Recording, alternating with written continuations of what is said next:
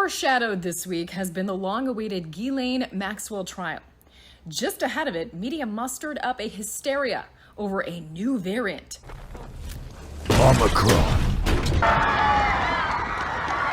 WBNS out of Columbus posted, the World Health Organization says the global risk from the Omicron variant of the coronavirus is very high based on early evidence, and it could lead to surges with severe consequences. Is it fear or courage that compels you, fleshling? And then about an hour later, it posts the key point here. New Omicron variant is resulting in mostly mild symptoms, doctors say. Bringing you what's ignored, sensationalized, unbalanced, misleading, or just plain false, here's your media malfeasance for the week. Based on legacy media reports, you would think what they call the Omicron is about to do us all in. Give me the vaccine. You may live to be my pet.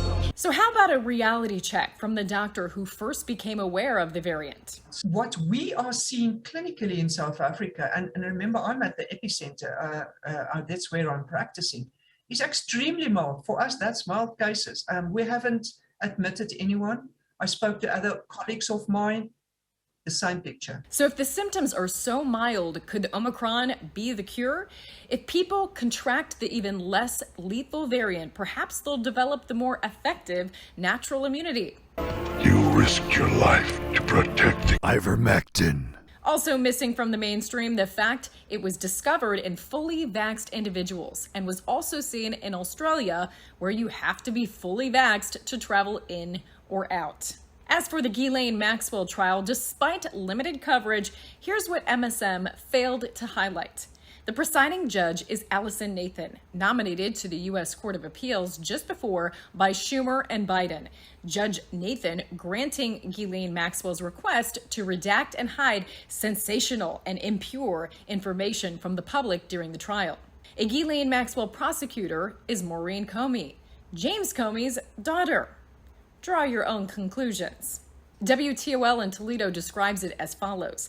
The indictment against Ghislaine Maxwell is based on accusations that she recruited women to give Jeffrey Epstein massages that progressed into sexual abuse. I guess that's one way to describe an elite sex trafficking ring. And is she an enabler or pawn? So abuser isn't one of the options? Seeing as she is accused of being directly involved in the abuse of minors?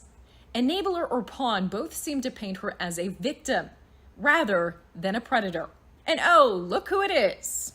This was the actual swab that was being used to fit up that double-barrel shotgun that you have mounted on the front of your pretty face. MSN pretends it knows what journalism is and posts this headline. CNN's Chris Cuomo has forfeited all legitimacy as a journalist. New documents released by the New York Attorney General show Chris Cuomo gathered information from reporters and other sources to funnel to his brother's chief of staff, actively trying to discredit the women, accusing the governor of sexual harassment, even though he said under oath that he did not do opposition research. As of Friday, CNN has only suspended Chris Cuomo, not fired him. Also this week, you thought Twitter labeling American Heart Association studies as unsafe was bad. Under the new Twitter CEO, it looks like the censorship is only going to get worse. Now the social network will not allow the sharing of, quote, private media, such as images or videos of private individuals, without the consent. It remains to be seen when they'll choose to enforce the new policy. And while mainstream news continues to push that pretty much everything is racist, the Jussie Smollett case this week is showing America is so racist that actors need to be paid to stage a hate crime. Smollett is pleading not guilty to charges he allegedly made a false report to police. With your media malfeasance for the week, for KLIM.news, I'm Kristi Leigh.